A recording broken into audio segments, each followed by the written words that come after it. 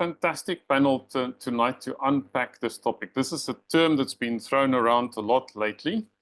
And we don't only want to get stuck in where we are now. We want to look at where can we go? Where can this road take us? I've recently seen a clip of a well-known South African filmmaker and comedian. While he was shooting a movie, he stopped next to the road and he asked a man in a very rural area of South Africa, "Where does this road go to?" And the man said to him, "This road goes this way and this road goes that way," in a very profoundly African wisdom way. So this road that humanity is on, is it taking us this way or is it taking us that way? And I think tonight we have three fantastic, and that's apart from Professor Emlyn Koster, who's going to set the scene for us. And he's very proud about the fact that his professorship came from an African university.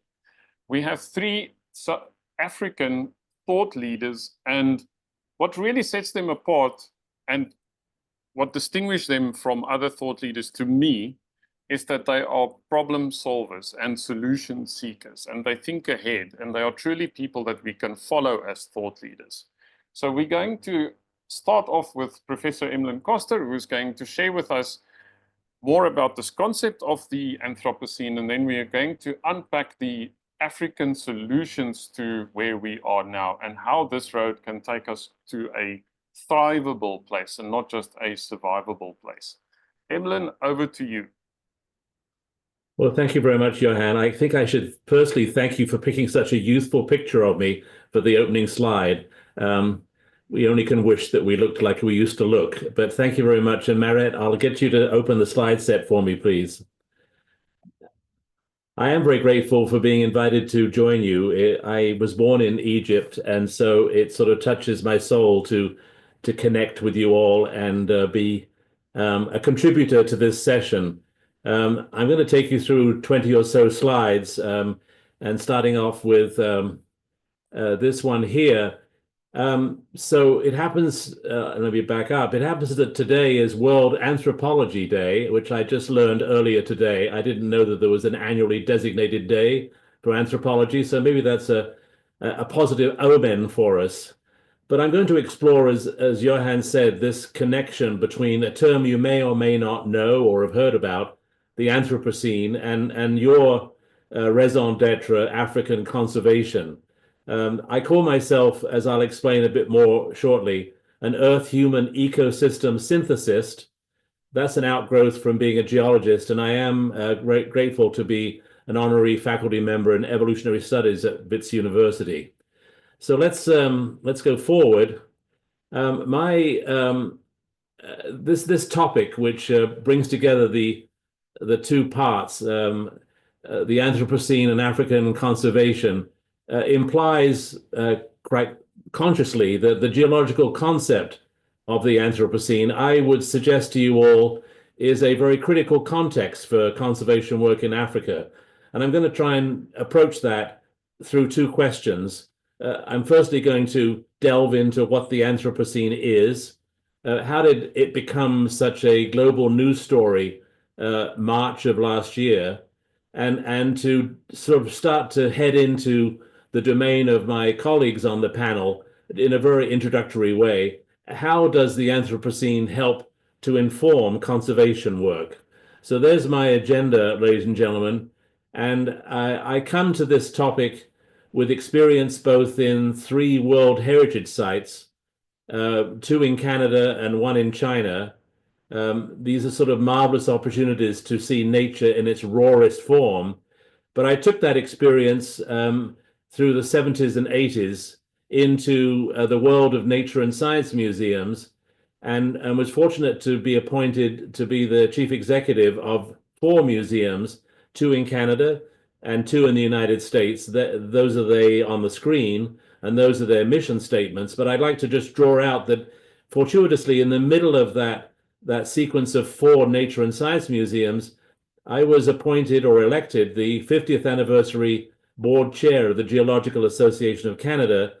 And I think it sort of remains meaningful to me that I chose to be the subject of my presidential address, which was in 1996, as the human journey and the evolving museum. This sort of juxtaposition of where humanity has been traveling and where geology needs to go and what the role of the museum is has been a preoccupation of mine all through this period.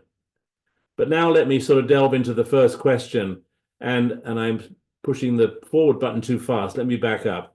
It was during my time in the museum field that the Royal Society of Canada published this compendium, really a very profound compendium under the title of Planet Under Stress. And Digby McLaren, the president of the society, said in his opening chapter, as you see, and I'll read if I may, I'm not sure that many in society see it quite this way, that the human being is an animal that has moved out of ecological balance with its environment.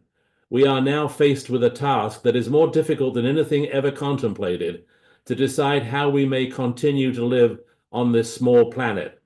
That seems to be more pressing, more prescient as each year passes. One of the chapters in that book was by a late colleague of mine, a physicist at the University of Toronto, Ursula Franklin, who introduced me to the concept of citizen science. It's not a very new concept today, and maybe we should be talking about citizen eco-science. But she said, and I think it's a very germane statement to the management of parks, I might suggest, when she said that the task of the future is to build knowledge and understanding among and between citizens and scientists, so that the distinction between the two groups vanishes, so that ideally both become citizen scientists, potentially able to solve our problems together. Of course, this is a very idealistic statement, but I think it's a remarkably apt goal statement. So as a geologist, let me introduce you to geological history. And there are three very different time frames. The one on the left takes us back 4.5 billion years. And keep in mind that the world's human population is 8.2 billion now. So there's almost twice as many people on the planet as there are years in Earth history. So that first one sort of highlights that the Phanerozoic, the eon of evident life, started 540 million years ago. And that's the column in the middle, which sort of schematically takes you through some of the iconic moments in Earth history. Right at the top of that column, you can see a sort of a depiction of a town. And that town is a prelude to the Anthropocene, which is the last 15,000 years. So 4.5 billion to 470 million to 12 or so thousand. It's an exponentially reducing time frame. And the humanity, just to introduce it, to define it now, and I'll get more into it, let's say that it's standing for the intensifying disruption of the outer subsystems of the Earth system since the end of the last ice age, which takes us back about 12,000 years. Again, I don't think most of society thinks that humanity has meaningfully been around or has been evolving for the last 12,000 years. And that thumbprint on the Earth, I give credit to the Deutsche Museum in Munich, Germany, who in 2015 was the first museum to bring an exhibition on the Anthropocene with a subtitle of The Earth in Our Hands. So that's the journey we're traveling into. The term Anthropocene, we have to say, comes from a Nobel laureate, Paul Crutzen, an atmospheric scientist, who was the first one to discover that human aerosol damage to the stratosphere in the highest part of the atmosphere was causing major liabilities for us on the surface of the Earth. And he said in this paper called Geology of Mankind, published in Nature in 2002, the paper he's holding up, maybe one of the most well-cited one-page papers in Nature ever, I'll suggest. He said that a daunting task lies ahead for scientists and engineers to guide society towards environmentally sustainable management during the Anthropocene. So that's the sort of where we are at. And I've made two statements about the Anthropocene, among others, which I just want to pull out. One in 2011, my first paper in a scientific journal, Geoscientist, published by the Geological Society of London, where I thought then, and I still very much think, as I wrote, that geology uniquely brings big time and space perspectives to the planning table as an essential frame of reference. The Anthropocene, I said then, and I still believe now, represents geology's best chance to take its rightful place as a core contributor, and this next phrase comes from Aristotle, to the harmonious, multidisciplinary pursuit of positive consequences in the world. Wouldn't that be lovely if that's where humanity was directed? And more recently, 2022, in Episodes, the flagship journal of the International Union of Geological Sciences, I said today, in 2022, it does not seem premature to conclude that the Anthropocene, with all that that term can usefully encompass, looms as the most consequential alteration in the course of history. That's a very audacious statement, but I think I'll show to you by the end of this presentation that in fact is becoming the case. Let's just pick up a couple of other statements that have been made that I think were very prophetic. From Simon Dolbery in Waterloo, Ontario, Canada, writing in the Anthropocene Review in 2016, he said the Anthropocene is a key theme in contemporary speculations about the meaning of the present and the possibilities of the future. How it is interpreted and who gets to invoke which framing of the new human age matters greatly for both the planet and for particular parts of humanity. I think this was very, very much ahead of its time. And then the next one from actually going back, but it was only recently brought to our attention.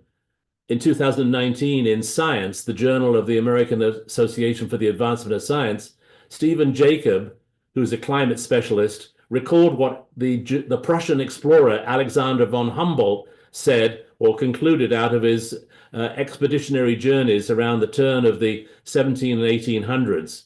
And in the distillation of his work, his discovery, Stephen Jackson said that the Anthropocene discussion focuses attention on a fundamentally Humboldtian observation, referring to Alexander von Humboldt, that humanity and nature are deeply intertwined, that nature would persist in the absence of humanity, but humanity cannot exist without nature.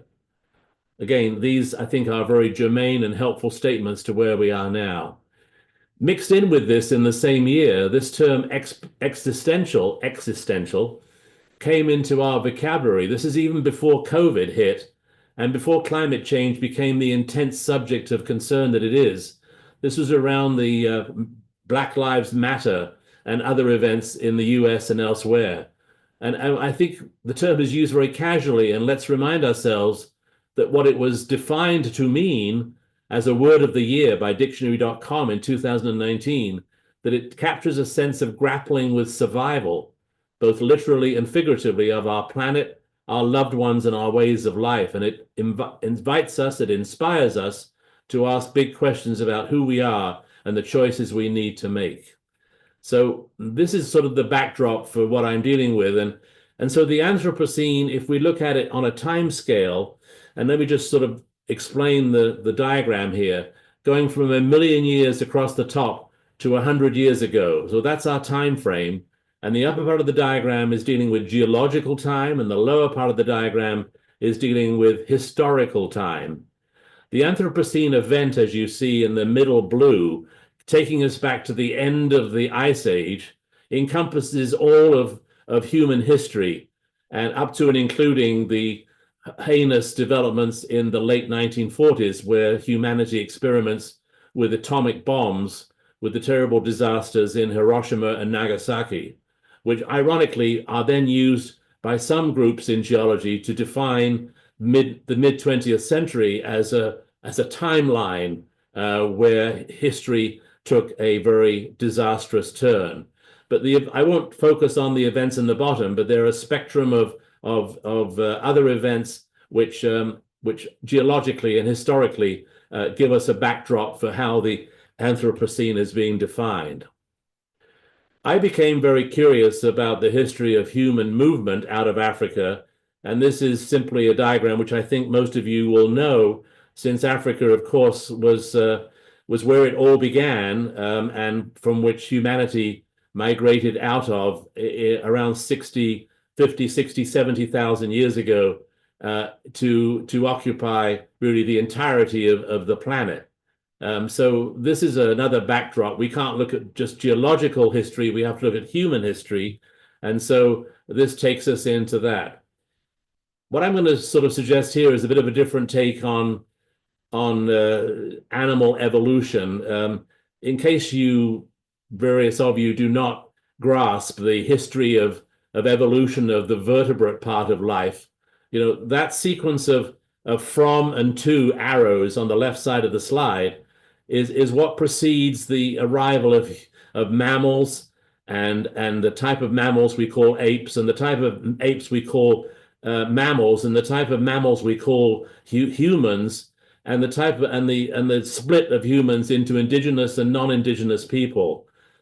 So that's sort of a evolution of vertebrates in a nutshell. But go to the right side, and what we can be reminded about, I think, which again is an educational backdrop for park visitation, is that scientists have discovered over 2 million species of animals in the history of the planet. Of those, only about 5,000 are mammals, and of those, only about 400 are primates. And of those primates, there have been 8 human species. The last one before us, we're Homo sapiens, was Homo neanderthalensis, which became extinct around 40,000 years ago. So when we say the Anthropocene is an event of the last 15 or 12 or 15,000 years, it's already within the time of Earth history when Homo sapiens were the only remaining human species. And I think, let's recognize and never forget that we are all out of Africa and have been moving and mixing ever since. And for all the the fuss we make, I shouldn't say fuss, all the important difference we make, but socially it's a source of contention. All of the variation in the look and habits and cultures of humans only amounts to 0.1% of DNA variation. Race is a social construct, not an evolutionary construct. So I'm moving towards why did last year become such a major decision for the Anthropocene? You may have heard about it before then, but really now it's a very prevalent term. The sequence of arrows across the top remind me to point out that every interval in the geological timescale, whether it's the Cretaceous or the Jurassic or the Ice Age or the Anthropocene, none of that gets to be scientific fact without having to go through a very rigorous process of sequential review and approval. And that's what that series of steps represents. I won't go into the details of those. But last year, the decision was about to be made about what the Anthropocene would be defined as. A group of scientists had been proposing that, as I mentioned briefly a few minutes ago, that the middle of the 20th century, when humans experimented with atomic warfare, should be a layer in the surface sediments of the Earth that marked a horizon that could be used to detect the beginning of the Anthropocene. I thought this was unethical. I've written this as such in the literature, and in short form, it was rejected by the higher authorities of the International Union of Geological Sciences and the International Commission on Stratigraphy, which are the top 2 slices on the diagram. What became accepted is that the Anthropocene became transdisciplinary shorthand for the cumulative impacts of Homo sapiens since the last ice age, which is how I've defined it. So that's where we're at in terms of that lower right accepted definition, and we have rejected this earlier talk. And that's why it created news, because it confused the news media, and suddenly it was thought that geologists were rejecting climate change. That's not the case.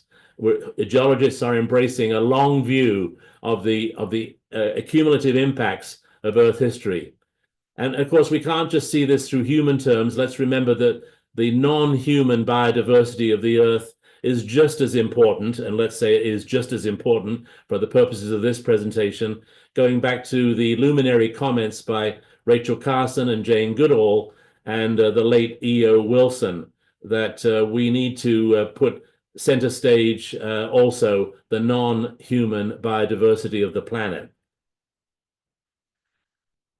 Of course, we humans are doing a great disservice to the non-human record. That's expressed either in this award-winning book called The Sixth Extinction. The first 5 having been caused by natural causes, and we being the cause of the 6th. And that's represented schematically in this New York Times diagram, where the red in each of the animal groups of birds, mammals, and amphibia are the 25%, 13%, and 41%, which we have caused to become extinct. So this is the nutshell of human impact on the natural environment in the Anthropocene.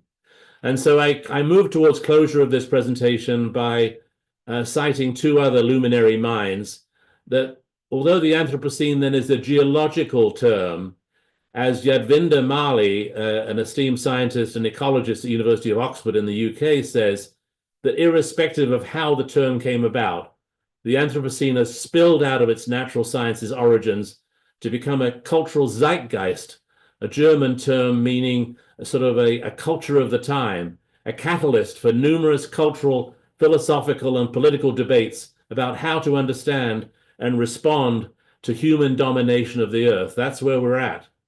And so we need to see the earth in the right side of this diagram, not anymore as just the solid earth, or just the oceans, or plate tectonics, or volcanoes, or earthquakes, but as sort of very much in line with the Gaia hypothesis of James Lovelock and Lynn Margulis, that the Earth is in fact a self-regulating series of ecosystems composing one total giant holistic ecosystem on top of, at, and below the Earth's surface, comprising the atmosphere, the hydrosphere, the cryosphere and the tundra, the frozen part of the Earth's surface, the biosphere with its contained virosphere, the layer of viral diseases, and the humanosphere, which is our contribution for better or worse, and then going into the surface of the planet. That is the Earth-human ecosystem. And so climate change is obviously the biggest sort of player in the public's mind. And it's shown schematically on the left in terms of the oscillation of warming and cooling climates over the last several hundred thousand years, and the diagram below, where average annual temperatures have moved above the long-term average and are getting hotter every year. But climate change is not a very useful term in my view. It doesn't specify what's changing. What's changing is record-setting weather. What's changing is the latitudinal and altitudinal position of ecosystems. What's changing is the balance of food chains. What's changing is the amount of the Earth's surface occupied by ice, which is melting and causing the ocean level to rise. What's changing is that the polar ice, both Antarctica and in the Arctic, is melting, and that's causing the ocean to warm as warmer water becomes the average temperature of the Earth's ocean envelope. And all of this is having the effect of reducing the carrying capacities of the Earth's 8.2 billion people. And so we hear a lot about sustainability, and the panel discussed this a few days ago. That word is, of course, entrenched in the UN Sustainable Development Goals, but I quibble with its usefulness because it means, rather falsely, it refers to the ability to maintain everything in those 17 goals at a certain level. That's not feasible. It's actually not even realistic. It's not even accurate when it comes to things like extinction of wildlife and the rising of sea level. We're not going to ever be able to cause sea level to fall again.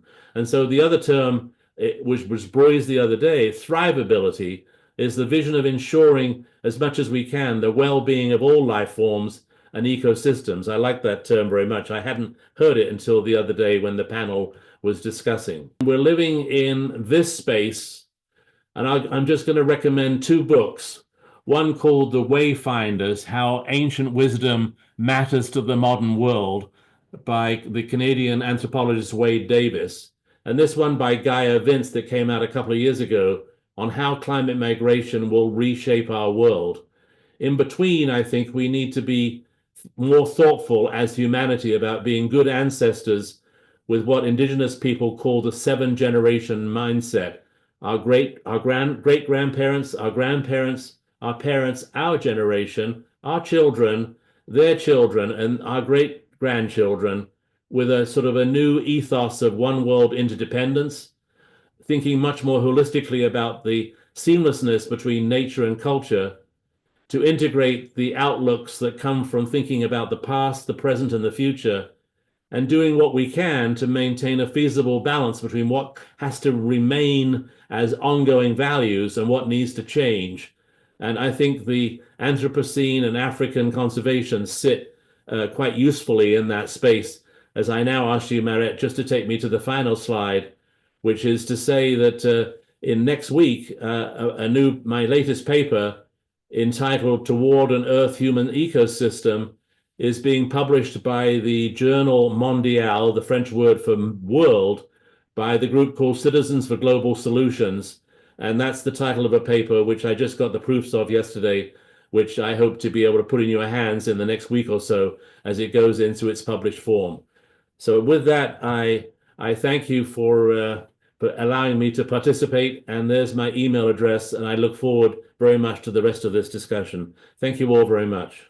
Thank you, Emlyn. What a history we share, and what a way of taking us through it in such a short time. And I love the way that you framed it at the end. It's a way that I never heard the conservation challenge framed. In other words, are we good ancestors? Not good parents, but are we good ancestors to generations that will still be following many years after us? And in that vein, I want to switch to our Africa-based colleagues and tackle the real-life challenges of the Anthropocene. And I first want to go to my colleague Nkabeng, and I can maybe just ask her to quickly give us a quick introduction in terms of her position and where she works at the moment. Thank you so much, Johan, and thank you so much, Emlyn, for setting the scene for us. I've also been taking some notes.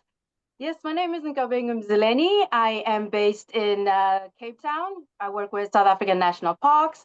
I'm the general manager of two of the scientific services units, which is essentially provides scientific research and monitoring support to the national parks in South Africa in the Northern and Western Cape.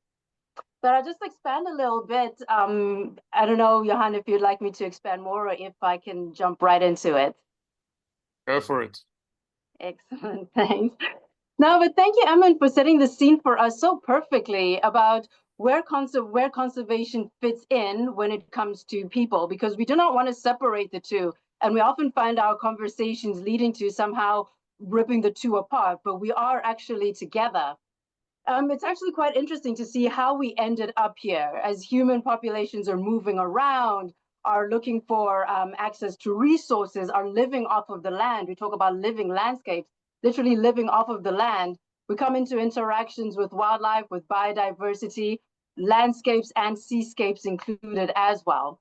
I have to admit that one of my colleagues had to aptly remind me that seascapes are an area that we tend to neglect and focus on protected areas terrestrially. So with my discussion today, I will touch on some of the seascapes as well and the marine protected areas. So as I was mentioning, we have experienced this with this boom in where the scene that Emlyn said of people, populations, how we're handling the environment and the impact that we're having on the environment. We're starting to see examples, many examples of biodiversity loss, habitat fragmentation, essentially we call protected areas islands because of such fragmentation. And human displacement has been a bit of a painful history for South Africa and other countries as well. But this is something I'll address a little bit later on, as there are many other tangible outcomes that we have seen as a consequence of the Anthropocene. But all of this is happening, or has been happening over time, but we're starting to become rather conscious of it, and it's happening at a rapid and dynamic rate. When we say dynamic, it's coming at us from many different angles that was mentioned before. We're seeing consequences such as climate, extinctions, movement of people, and different activities that are actually withdrawing more from the land or putting more demand on the land than what used to previously exist.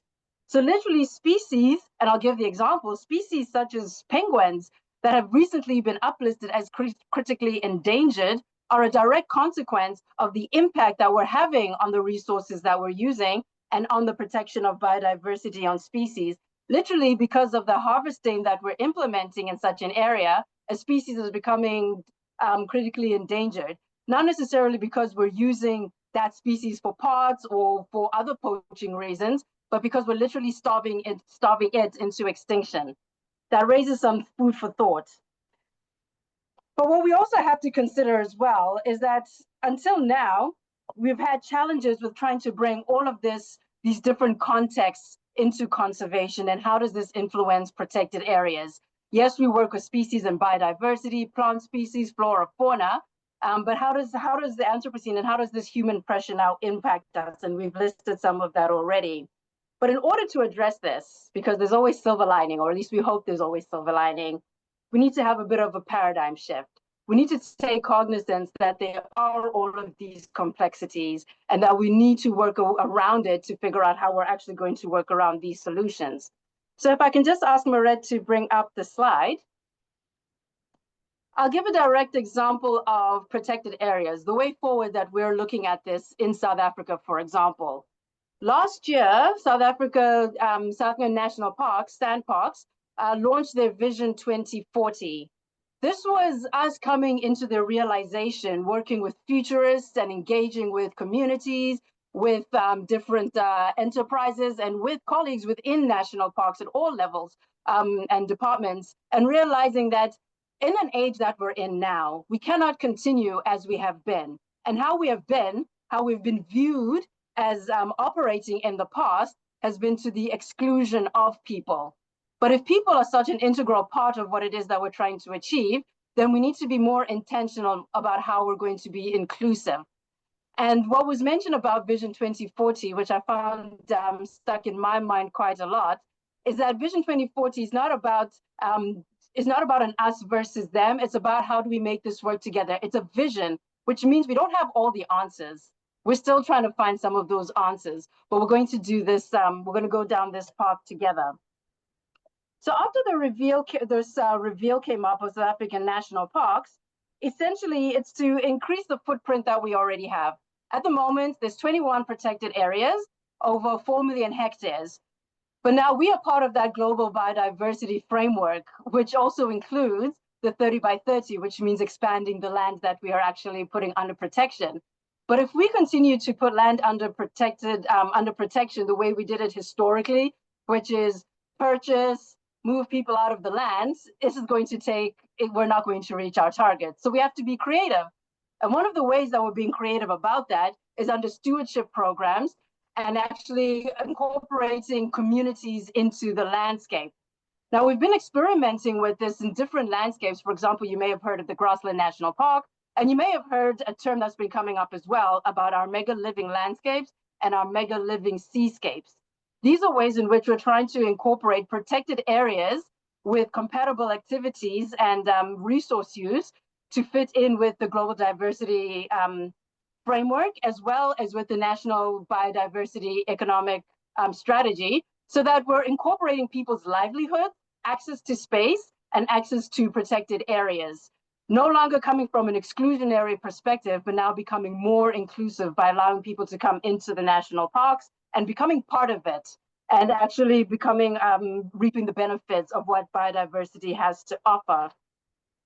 Interestingly enough, if I was to now just jump back when we're speaking about how the penguin species was the example, African penguin was the example I gave for the marine areas, we've now established, give or take, about 10 marine protected areas.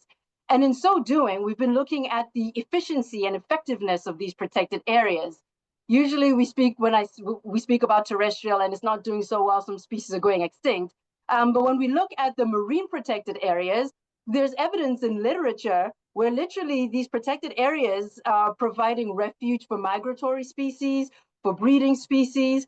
And we're actually seeing the evidence as well, not just in literature, but in the courtroom, where there's infringement into protected areas because of the access to the abundance of species in there. Something as simple as tuna, for example, that people are now able to harvest in more abundance because of the refuge that they have in protected areas. So just outside the protected areas, it's not doing so well, but inside, those species are thriving, therefore adding directly to a human resource, such as food consumption and access to protein. So it serves a very wide resource and an ecosystem service, if I can put it that way. Something else that we're looking at with our Vision 2040, as I've already mentioned, 30 by 30, our mega living landscapes and our mega living seascapes, but we also have to take into consideration human livelihoods. it was interesting to find out that when it comes to biodiversity related jobs, or green jobs, if you will, the range is huge. Normally we think of directly related jobs such as being a game ranger or being an ecologist or something related directly to a park, but we seldom think about engineers who now need to be constructing roads, houses, and other infrastructure that needs to be biodiversity, that needs to be friendly to the environment, and actually compatible with the landscape. We also have to start thinking about transport systems. How are we going to start directing that towards being more viable within protected areas? And other areas as well have been coming up that we've been taking cognizance of, but also more directly as well to business units that need to also now start creating a bit of a thriving interaction with protected areas, of how they can also be part of ecotourism or eco-friendly or protected area friendly activities as well. So the doors are opening, and we're exploring different ways of financing businesses, financing national parks, and delving into more about carbon credits, et cetera, et cetera. There's a lot that we still need to explore, but it's very exciting because we're at a stage where we're being intentional about it and bringing in the necessary capacities and asking the questions that the scientists can't always answer about how we can fit our land, our biodiversity, and our conservation strategies into the bigger landscape. This makes it very exciting because it's an opportunity, and it's an inclusive opportunity that we are now looking towards. You'll see with the image that we have put up, that Marette has very kindly put up, that it speaks to people in the landscape. It's no longer from the outside looking in and trying to get access to the landscape, but it's people in the landscape and reaping the benefits, and also nature thriving from that. I'm actually quite glad that Emlyn mentioned the term thrivability, because this is what we have been trying to aim towards within national parks, and what we're embracing when it comes to the Vision 2040, that we're very intentionally trying to move away from sustainability, which we have acknowledged has brought us to a point. But if we really want to say that we're moving forward, then we need to thrive, even better than it was when we first inherited it.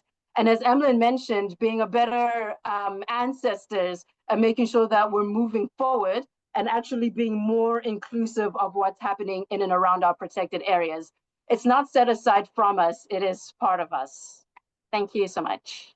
Thank you, Nkabeng. I love the fact that you're talking about being in the landscape, that we are part of it, and that separation between us and the landscape is finally being addressed. And I also love the fact that there's an intentionality about looking at the road that we are on and where this road might take us. I also want to acknowledge everybody joining us from everywhere in the chat. And there was a naughty student that typed that he was joining us from Mars. So I love the fact that you are naughty, but the Mars thing, that kite is not going to fly. We have this one planet. And on that note, we are going to move on to Adrian, who's in the south of Zambia and who joined us coming out of from the farmland today, to talk about food production. Adrian, I would like to know, how can we going forward create a food production system, or do we have the tools to create food that will also promote biodiversity and productivity? You know, most of the ecosystems that we lose in Africa is due to conversion of ecosystems to non-productive agricultural land. So lead us into what is conservation agriculture, regenerative agriculture, and how would it solve this problem? Hi, Yohan, and thank you for having me on the panel today. My name is Adrian Charanga. I have been in the field of agriculture, I could say safely the last 17, 20 years, and mainly concentrating on conservation agriculture, seed technologies, and crop nutrition. And in that period, I've had the opportunity to interact with farmers of all scales, from smallholder to very large scale in predominantly Zambia, the DRC, Angola, and some parts of Southern Africa. Yeah, so that is pretty much about me. I have driven adoption of conservation agriculture, and I particularly have an interest in that space because of how sustainable the methods of farming in conservation and regenerative agriculture are when we focus how many people will have to keep farming in the years ahead. So the questions that I have to deal with there is like you ask, do we have tools going forward that can create a food production system that allows for both biodiversity and productivity? And into this discussion, what I would bring really is it two terms, and that is conservation agriculture and regenerative agriculture. And these are the methods of farming that I am very confident about, having observed over time that they can create an ecosystem where biodiversity exists together with food production at a productive level that can feed the growing populations. The three key things, though, that must be put in place everywhere in the world is policies, government leadership policies that drive, that help support. Some of these things must be law, the same way that we have laws that protect our livelihoods and our security. There is some microorganisms that sustain life that are ignorantly killed, and we lose them because of bad farming practices. And so policies that drive the preservation and conservation of these must be in place by a government that is informed by science, and besides that, the driving of adoption of the same of best practices. So there must be deliberate funding, and there must be deliberate research-led trials that develop farming methods that result into high productivity whilst preserving the biodiversity in the ecosystem. And then lastly, it's community based, local community based initiatives that drive also acceptance, that drive culture and paradigm shifts, that inform people to move away from the old ways of doing things that seemed a bit sustainable back in the day when the populations were few, but they were actually not sustainable when you introspect, when you investigate. You will find they were slowly degrading the biodiversity, except because the impact wasn't large scale, because there was fewer people farming. It was much less in impact compared to today, when there is so many and so much commercial farming going on. So in breaking down what conservation and regenerative agriculture are really, I'd like to first of all say both of these farming methods are premised on three principles. It's one, minimum soil disturbance, zero to minimum soil disturbance, premised on land cover, and land cover includes mulching for every place that is cleared of trees to keep it from the direct impact of wind, rain, and everything that come to also negatively impact the top layer of the soil, which has the most life. In that's where most of the microflora and microorganisms, and fauna are found. you will find it's soil cover, which is provided initially on forest floors by trees that drop all leaves, and because there is no one farming there, it's preserved. And so if we are going to farm those lands, we need to move into practicing soil cover, so that we only have disturbed where we are placing the seed, and we leave the rest of the lands either under cover crop or covered by mulches, and these must be organic, natural mulches.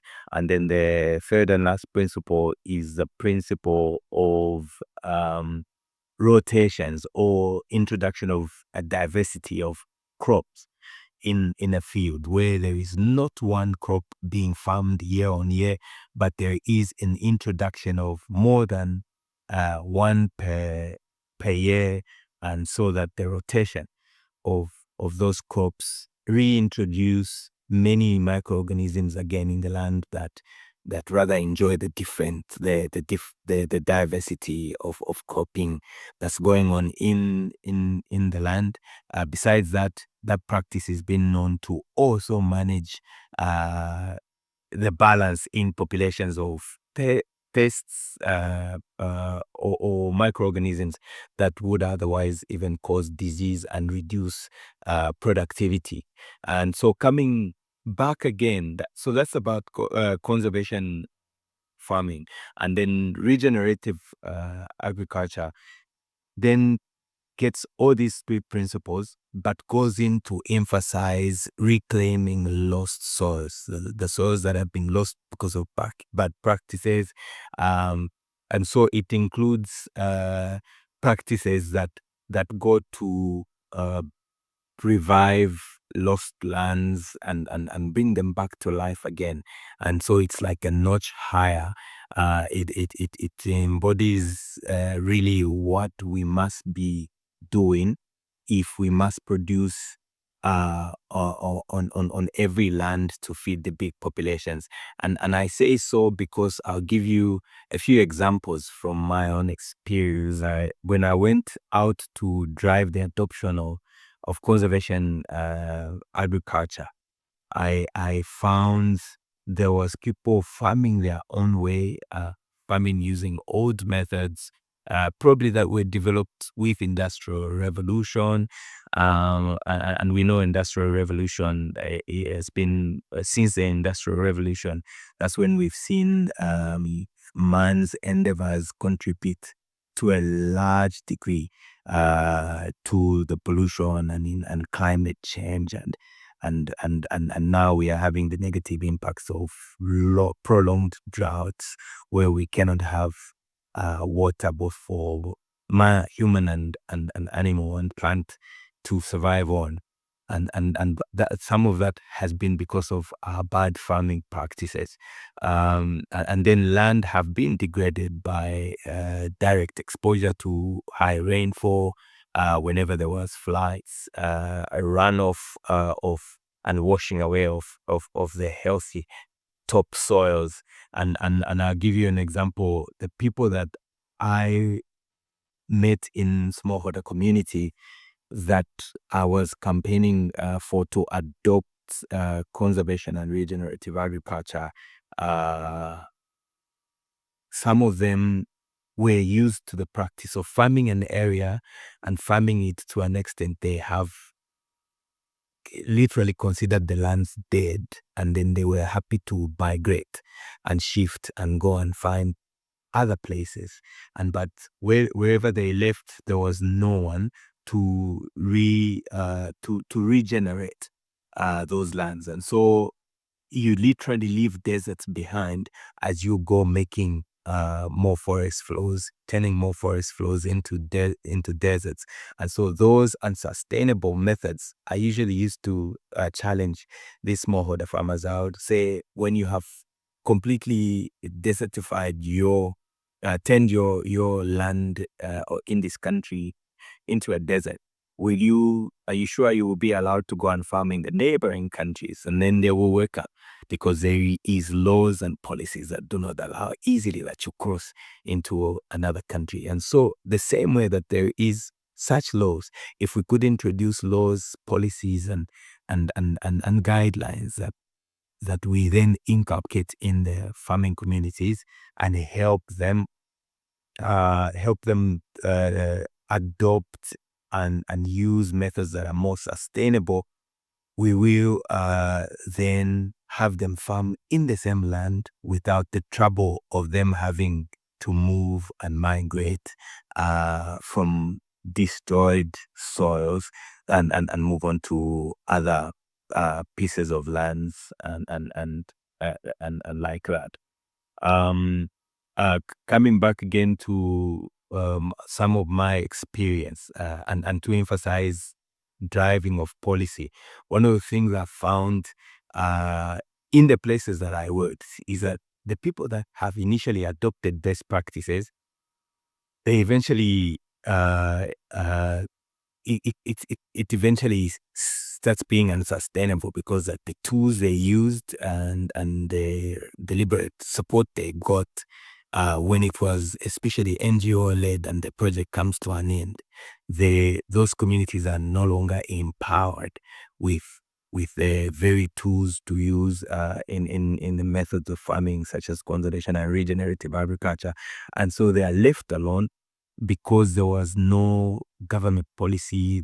It was not driven from a high level. And so I give an example in one of my talks about a campaign that was driven in my country, Zambia, when we were migrating from the use of high energy consuming bulbs to more moderate, low energy consuming bulbs in order to save electricity in the country. So you find even if my intention was to go and buy my old loved 100-watt bulb, I will only find what is in the messaging for adoption, what is in the messaging for migrating to better, to switching.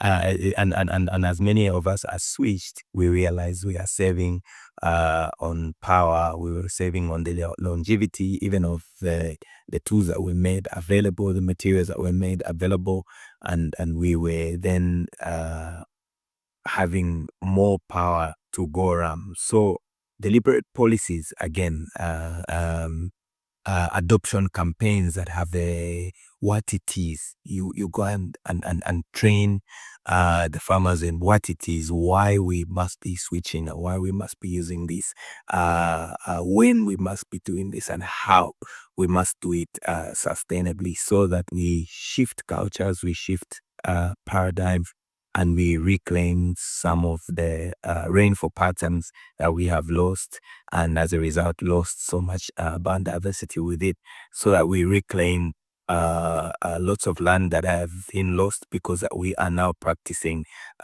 regenerative agriculture, agroforestry, and conservation agriculture. That is really what I will say in closing. Rather, to say, then we'll have a population that is farming sustainably in the same place and not having to migrate to other lands whilst turning all the new forest floors, as they turn all the new forest floors into deserts, because we have a bigger population coming ahead, and to feed that, I had an interaction with one of the high level meetings, and we were saying the yield or productivity equation must not only be that yield is equals to the genetics or the seeds selected, and multiply that by the management practices used, and also the factor of the environment, but that it must also come the factor that must come along always is the sustainability factor, and most of that sustainability factor is embedded in conservation and regenerative agriculture, and we must run with that if we will farm for the 10 billion people that we anticipate to be in about 2050, and then farm for those and make sure that the soil microorganisms that also help with crop nutrition are kept alive, and so that productivity is sustained. Thank you. Thanks, Adrian. Much appreciated. So now we are going to switch to our colleague in conservation, Katlego, and we asked Katlego to highlight the role of science going forward in the Anthropocene in terms of where this road may lead us. And it is a very apt way to describe it because he works in the field of geographic information systems. So Katlego, please use this example from your life to highlight the role of science. Well, thank you very much, Johan, and thank you to my colleagues for lovely presentations. My talk is going to highlight the role of data and data science, particularly in addressing some of the challenges, some of the imminent challenges that we are facing as society today, as particularly environmental challenges. And I would like to firstly highlight the fact that, I mean, various aspects of society, you know, and the economy are now embracing data and data science as a tool that drives their day-to-day operation. And I think conservation science, particularly in Africa, is time that we embrace technological advancements as well as you know, data science, and just basing our decisions from the science that we gather. So I'll be highlighting the power of GIS and remote sensing, which is another way of acquiring data and sort of making use of data. When we speak of GIS, when you speak of data science, and in the midst of GIS, we're speaking about spatial data, something which we call spatial data. And spatial data is just simply data with a location in it.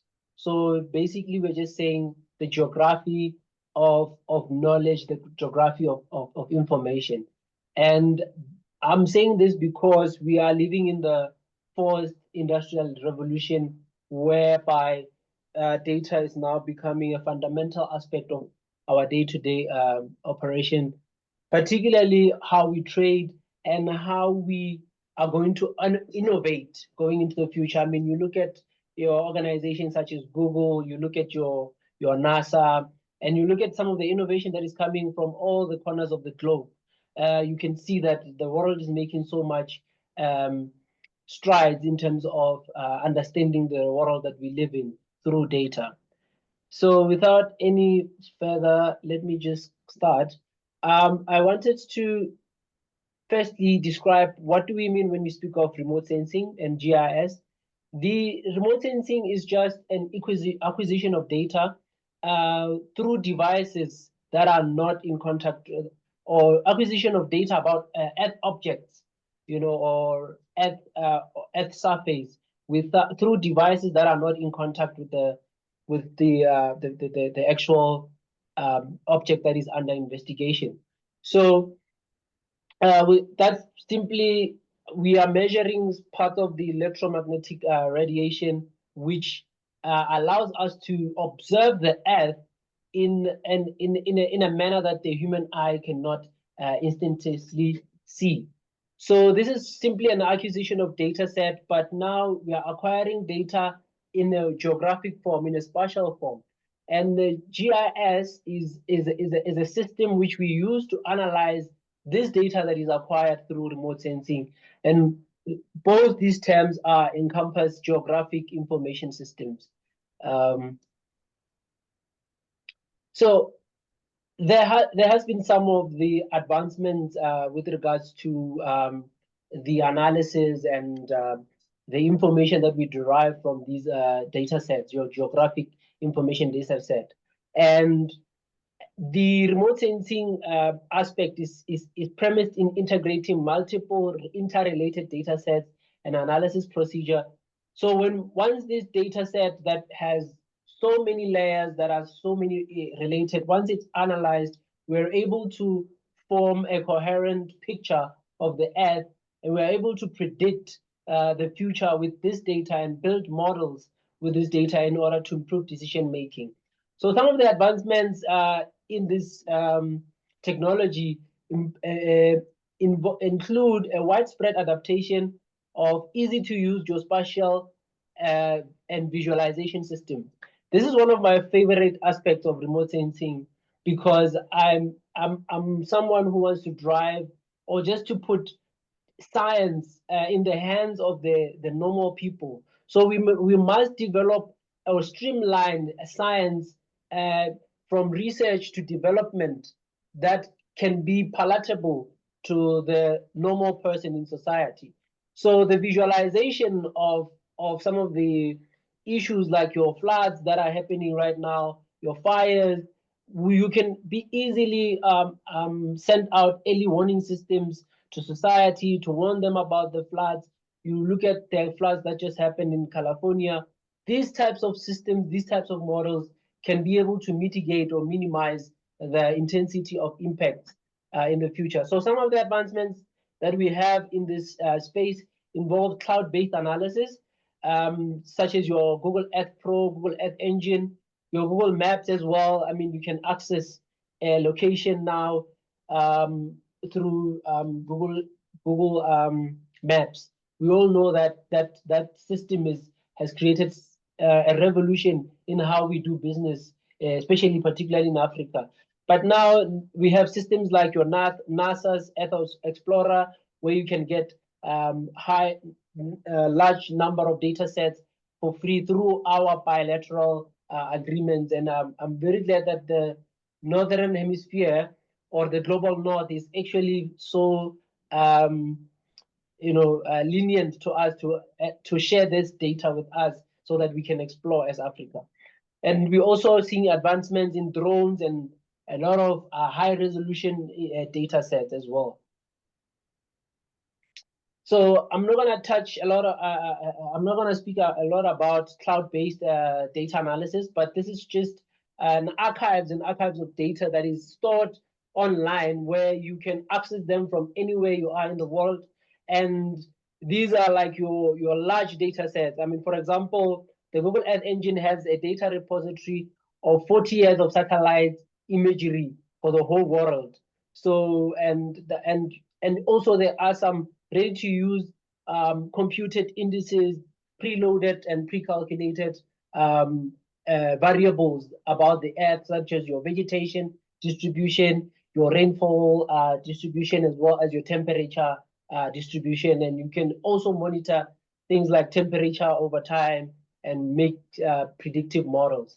So these are some of the advantages of sort of learning this technology and computing or analyzing data online without having to carry a hard drive or a hardware computer. And there's no need for you to store the data onto your system.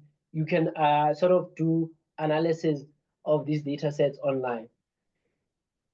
We have also ArcGIS Online. I know Esri has been very, very innovative when it comes to visualization of data sets. You can share your data and upload files of your predictive models with the rest of the world. So data sharing and data management is quite the new way to go, So these are some of the softwares and some of the technology that is available out there for GIS and remote sensing analysis. So I'm going to speak a little bit about the application of GIS and remote sensing, but I want to touch on GIS and remote sensing in the conservation space. This is where we are looking at the distribution of species, the composition of species, like doing species count and just accounting for our natural assets in these conservation areas. And also looking at some of the drivers, such as your climate, your fires, and how it affects species. We are able to make those interrelationships and make correlations and use machine learning as well to improve the accuracy of our predictions as to what is going to happen on with our ecosystems. So these are some of the applications of GIS and remote sensing in the agricultural space. I think in the agricultural space, we're able to determine the crops types.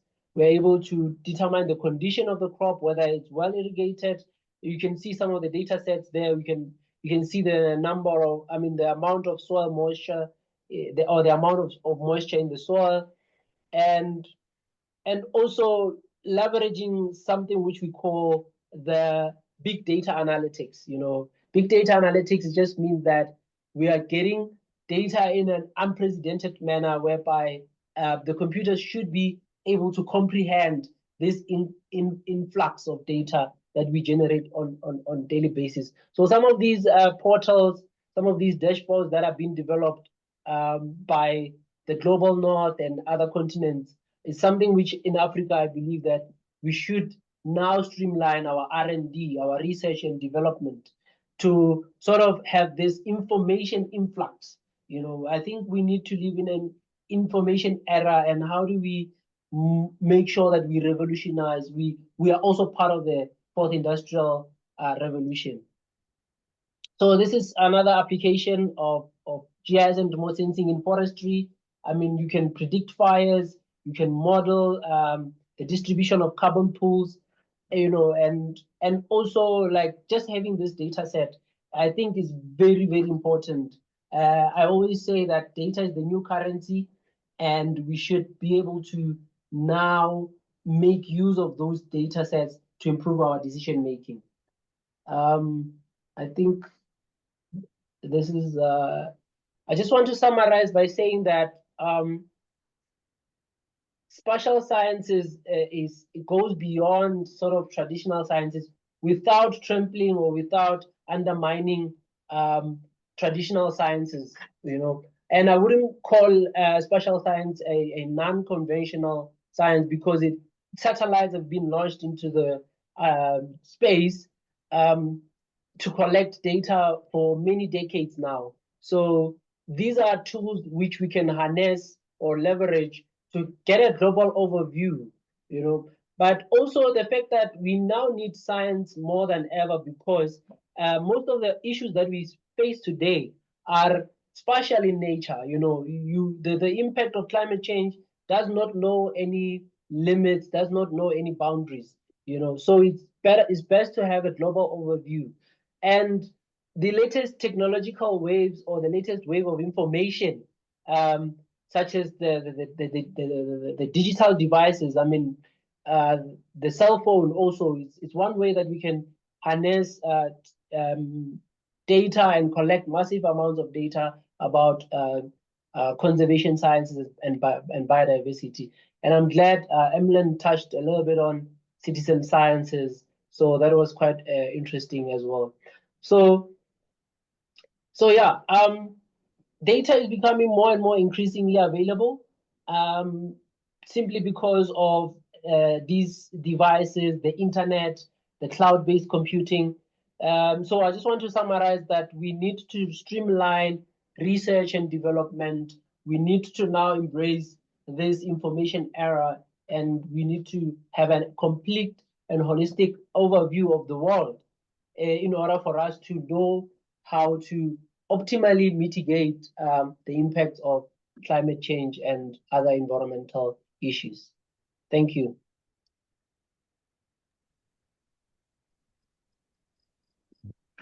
Thank you, Katlego. It is fantastic to hear this warm embrace of science at a time when it's not always that popular.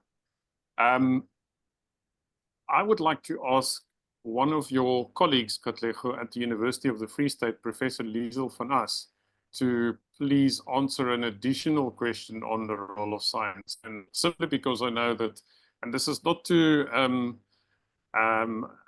discriminate against the other universities, but I know that the University of the Free State is one of many exciting universities in Africa. And I would first like to ask Liesel to share her favorite quote with us. And then second, Liesel, I would like to ask, are there any areas in science that is currently being overlooked that you are super excited about? Good evening, everybody, and to the students, and Katlego also to you. my favorite quote is not my favorite quote. It's the quote of Pliny the Elder, and he was a Roman philosopher, and it is Ex Africa semper aliquid novi. And that means out of Africa, always something new. And Emmeline, that connects to your presentation of out of Africa. So I always say I'm not going to move and relocate to Australia. They don't have water. So yes, I am. Yes, I am out of Africa, and that is something that is actually standing in front of even of my master's thesis, and really being on the African continent and the fact that we can do so many things out of Africa. And Nkabeng, your presentation on the marine protected areas, by the way, there's some wonderful records of the success of the De Hoop Nature Reserve and the marine protected area in that specific area. So again, yes, Africa, here we go. Now, Johan, you're also putting me on the spot concerning of the science contribution. Now, I'm a fish parasitologist by training. So I'm not, and to the TUT students, you're doing conservation, biology and ecology because you want to save the rhinos and the elephants and the gorillas. I need to corrupt the students that there are other animals except the big and the hairy. And Johanna, I sent 2 PDFs to Maret that she was going to load up in the chat of it. And that concerns, and you ask what's the new things that's happening conservation-wise? And that is the conservation of parasites. And there's an article that was written in 2020 by Carlson and a group of people on a global parasite conservation plan. And in it, they're making a case for why we need to conserve parasites. Because, and also the last couple of years, the one thing that started to come out is the importance and the involvement of parasites and the role they play in the ecosystem. So that is really one of the newer things that has developing the last couple of years.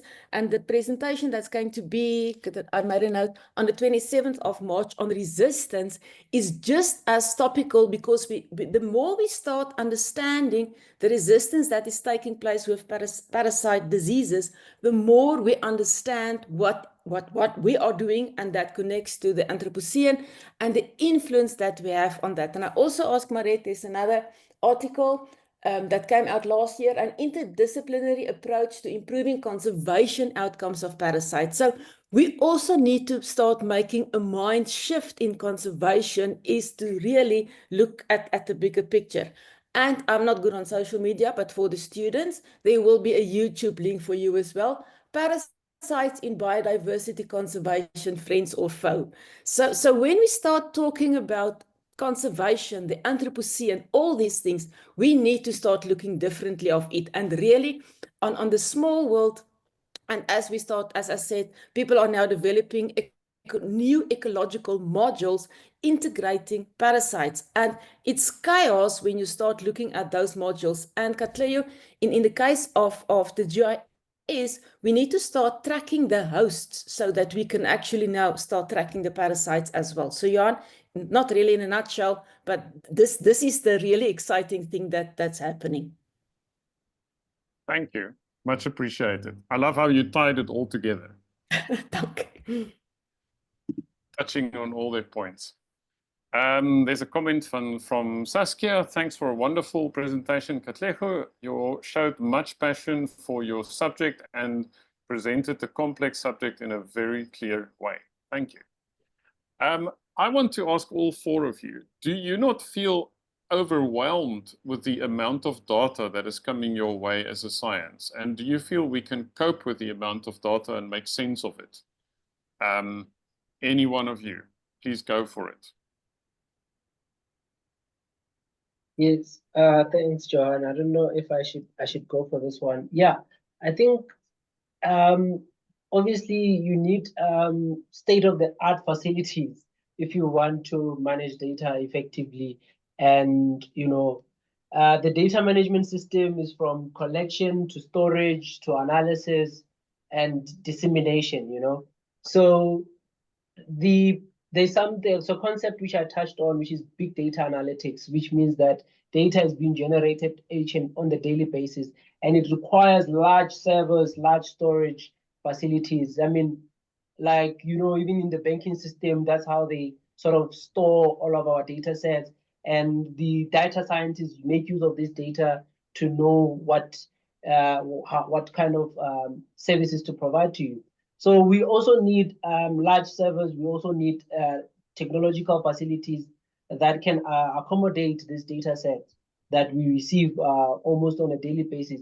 Like in the university where I am, we have a state-of-the-art sort of weather station, you know. So this weather station, I mean, we have about 5 of them that generate weather data on the daily basis. And we had to sort of create a cloud server where this data can be stored. We're also collecting drone data, you know, and drone data comes at a higher resolution and requires large computers to, number one, store the data, number two, to even analyze it and process it.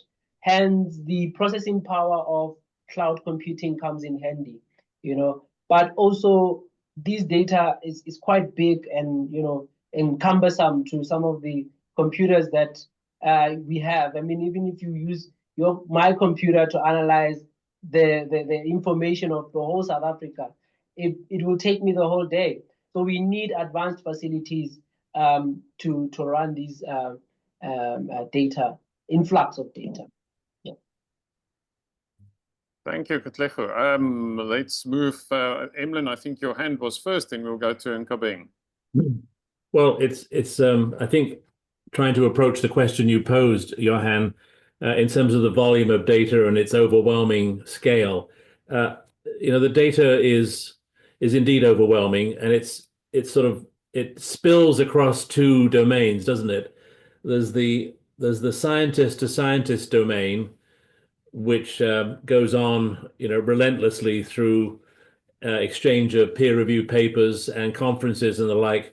I feel that the bigger need going forward, not that that's an unnecessary goal, but the crisis we face is a chasm of understanding between what science knows and what the public doesn't yet grasp. And so I'm sort of going to lean my answer to your question and couch it in the context of opportunity of parks in Africa. And as I've mentioned to you in previous interactions with LCA, it sort of my window on Africa is that with your continent being the cradle for humankind, literally and figuratively, and with it being a continent more than any other that is renowned for it being a bastion of wildlife conservation efforts, I feel that the entity of a park, the entity of an ecosystem, is a wonderfully potential rich construct with which to cause scientists and the public to have a closer conjunction in the spirit of the quote I gave you in my talk from Ursula Franklin in 1990 in the book called Planet Under Stress, where she said, and I quote, "The task of the future is to build understanding among and between citizens and scientists, so the distinction between the 2 groups vanishes, so that both are able to become citizen scientists, potentially approaching our problems together." So when people are predisposed to want to go into a park, and the park exists to have an interpretive mission about what its assets are, then I think there's a fertile potential between the appetite of the public and the knowledge of the science, using the entity of the ecosystem or the park with which to heighten public awareness about what's not being said about the fullness of climate change, what's not being said about the Anthropocene, what's not being said about all the other attendant issues that our remarks have touched on. So that would be my angle is, yes, we have this data explosion endlessly, but I think it's not being put respectfully to where it can be most useful, which is in interpreted chunks at the scale of where people are at. Very, very important point. Nkabeng? Yes, so if I could just add just a few thoughts around that. So there's the literal data that we try to collect and try to store. So for example, as Katlego mentioned, we collect anything with national parks, South African national parks. We collect anything from climate data to vegetation to animal movement, animal numbers. You need to know what you have so you know how you can actually manage it and conserve it. So gathering all of that data and putting it into a system that's accessible and that's actually usable. So Sandbox has actually invested in that infrastructure in a biodiversity integrated management system where we're taking all that data that we've been collecting for 30 plus years and trying to make it accessible. So that has been a huge challenge that we've had to try to address, literally, as I mentioned, just capacity, access, storage. That has been one beast in itself, but we're well on our way to now working towards a dashboard, which is great. It means we've become leaps and bounds with that. Another element to look at as well is how we share that information. It doesn't help just to look at spreadsheets, just look at a database of where's what, but we have this lovely report that comes out annually that we all get very excited about called our research report, which just recently came out a few weeks ago, last week actually, and it is available on the South African National Parks website. And that brings all the experiences and all the data that was collected out there and brings it into a story that someone can read on just a page online or hard copy. You can just read half a page, photographs. This is the science and research and work that's actually happening in the national parks. So that's a way of communicating the data into the non-scientific language, but in a way that people can actually pick on subject matter that they're interested in regards to conservation. And what we also try to do as well is look at working more with our social scientists or social ecologists, so that when we're actually gathering data, we're not just looking at the ground or working with the biodiversity around us, but becoming participants in interactions with communities and stakeholders. So being quite deliberate about gathering data as participants, which is very different from being a facilitator. It takes a different mind shift and a different approach. So those are the different ways I can just mention about how we could look at biodiversity and conservation in terms of data access and storage. Thanks. Thank you. That was a lovely answer. I love the way that Sandbox is leaning at the moment. Adrian, over to you. Thanks, Johan. I hope I'm much clearer now. What I wanted to say is when I consider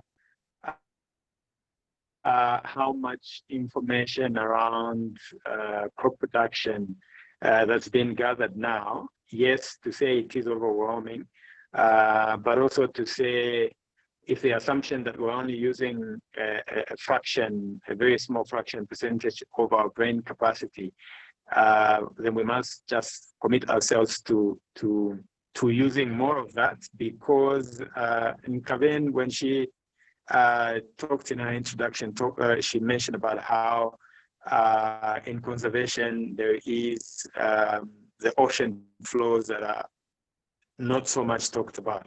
Well, from my world,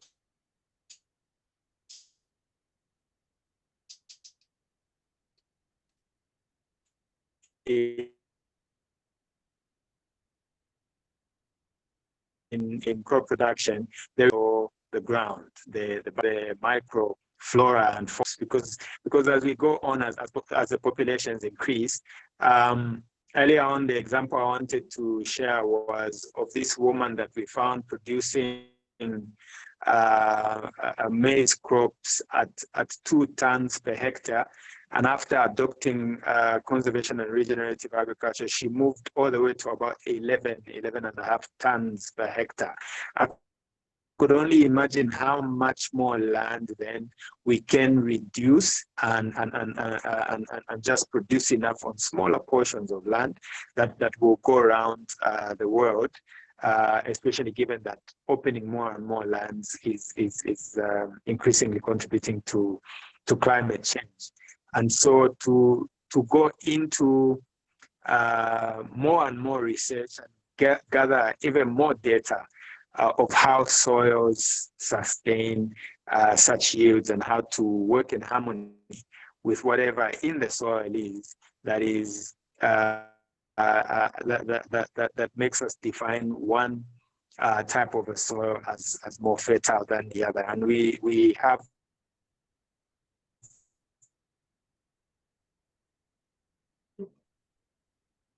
understood its physical, the biological, and the interacts, but there is much more to find out than we already do. And so even with the increase in data, I see an even bigger need going forward if we have to sustainably produce for the world to feed. Thank you, Adrian. We lost you here and there, but your point was clear. I think one of the most overlooked ecosystems is the one beneath our feet, the soil ecosystem, and it's vitally, vitally important for our thrivability. There's a question from my colleague Robert in Rwanda. Katlego, this one is coming your way. Given that most remote sensing solutions are capital intensive, how can we make them accessible to smallholder farmers, especially in developing regions? And this is a typical practical question of taking the Anthropocene in the right direction in Africa. Yeah, thanks, Johan, and thanks, Robert, for that question. I think I'm going to give a quick answer, or I'm going to try to answer this one to the best of my ability. But now I think the approach has to be a multidisciplinary one. So I think it's now a time to join forces and sort of bring the government agencies, the society, the private organizations together in one place, and also in one place to sort of bring this technology to the people. So also, as I've said, like, we need to sort of streamline science policy interfaces. We cannot be doing research for the sake of just putting it in the shelves and not doing anything about it. Particularly in Africa, we do some of the most fascinating research that does not even get to reach the developmental phase or is not even adapted into government. So I think this is a multidisciplinary approach.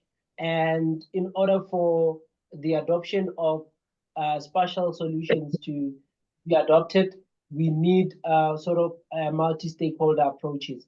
So everybody must sort of embrace and share ideas. There is a data set that is freely available out there. There are platforms which are freely available that are cost effective. Like I've mentioned in my talk, the cloud-based computation, you do not need a computer to access that data. You have 40 years of satellite imagery that is available. So there's many ways of actually making this technology available to the people. But I think it's a multi-stakeholder approach. So yeah, that's how I can sort of summarize it. Thanks. Thank you very much. There's a complicated question here from Diane in Rwanda, another colleague from Rwanda. To what extent should science acknowledge its role in contributing to environmental challenges while also seeking solutions? Are there ways that science is, and I guess you can say, because climate change itself is due to fossil fuels being exploited and so forth. So how do we make science more environmentally friendly? Are there risks of science being not environmentally friendly? Or human friendly for that matter? Who wants to take that one? Well, that's quite a contentious one. I think it probably includes the skepticism in science and the manner in which and then the ethics around doing science. I think there has to be some regulations that are in place, and there has to be some quality checks, quality control in the manner in which science is conducted, because I mean a lot can happen in that space. So I'm glad that in universities you have some ethical processes, ethical clearances where your science is scrutinized. There's also peer review. So whenever you publish, the scientific community sort of reviews your article. So I think that whatever gets published there is also scrutinized, even though there are some unethical conduct in science. There's just some of those elements that are trying to penetrate. But I think there is a solid systems that are in place, to mitigate or to minimize those challenges. So yeah, I think that's my view. Thank you, Katlego. That was an excellent answer. Emlyn? Well, it may be a Pollyanna answer to your taxing question, Johan, but I'd like to suggest that I don't think science has the luxury of not communicating its findings for better or worse to the public. And I'll use as my platform for that point of view that whenever the popular media choose to bravely enter into explaining a chapter of difficult science to the public, maybe most conspicuously in the form of Oppenheimer last year, as the most heinous invention by science that could demolish the world. I use that, but there are other examples which I might just mention briefly in a moment, where I think the public has not only has a need to know, but a fascination in wanting to know and to better understand, hence the popularity of a film like that. But the other ones I'll cite, a film that I think is available still on Netflix called Black Water or Dark Water, on the history of DuPont chemicals in the eastern United States, doing so much pollution work on using toxic chemicals in household substances, and I won't give it more detail than that. There's also, films that have gone into wildlife conservation efforts very publicly, like Gorillas in the Mist with Sigourney Weaver and the IMAX popularity of Jane Goodall. These are maybe not the hard science that you were alluding to, but I don't think we can do enough through use of media and through outreach and through the vehicle. I'll come back to national parks to educate people about what ecosystems are and what has been done for better or worse to manage those resources. So that would be the sort of the flavor of my response to your question. Thanks, Emlyn. I really appreciate it. I see a lot of people that are reacting and positively reacting as well. And Kabing. Thanks, Ahan. I'll keep it brief, though. When it comes to communication, it's quite an interesting one because if we don't communicate, that's when things fall apart. How do we build a house if we can't communicate how the walls need to go up and how the roof and foundation needs to all come together? The challenge that we've experienced has been we've asked for scientists who have studied the jargon, the specific language in and around it to now communicate this to somebody who is not interacting so intimately. So we try to be a little bit more proactive of trying to actually speaking to people who are communicators, number one, to actually translate what needs to be said in the right language. That's one. And two, also participating, as I mentioned earlier, in the listening part of it, so that we can be able to communicate, okay, if this is the level that you understand, and when I say the level, the context, you understand it, let me try and bring in my knowledge into the context, you understand it, hence the participation side of it. So communication is quite it's an area that still needs a lot of work from a conservation side, but it's an area, especially when it comes to social media, where a lot of participation of people who are directly affected by biodiversity, especially on our continent and in our national parks, and people who are far removed from it and just receiving other information. Therefore, our communication to both parties is quite important, and making sure that they still feel heard, but receiving that right level and quality of information. Thank you very much. Dion, I see your question, but I am not going to put Nkabeng on the spot, being the representative of Sandparks here tonight. I think because that's a whole debate on the elephant policy in itself. So I think what we can do later on is to have an evening that we perhaps dedicate to this debate. But I'm going to put Nkabeng on that spot because I don't think that's necessarily the expectation that she had coming into it, number one. And number two, I think Sandbox probably has people that are dedicated to that issue and representing that issue. So it's not that I'm dodging the question. It is simply that I think that is a huge question that needs to be unpacked. and it needs an hour, more than an hour and a half. We've had them for our panel here for an hour and a half now. So I think with this, we are going to conclude and thank our panel for their contribution. Thank you for your presentations, taking us through the history of Earth and the possibility going forward. It's very exciting to have you to share with us tonight. And I would like to just conclude with Emily's thought on let's be good ancestors. Let's live lives that make us good ancestors. And that to me is a very, very image that us as Africans can understand and live with. So thank you for that. And thank you for your contribution tonight. Look forward to seeing all of you soon at the next session of Unlocking Nature. Thank you very much. Bye-bye, everybody. Thank you so much. Bye, everyone. Thank you.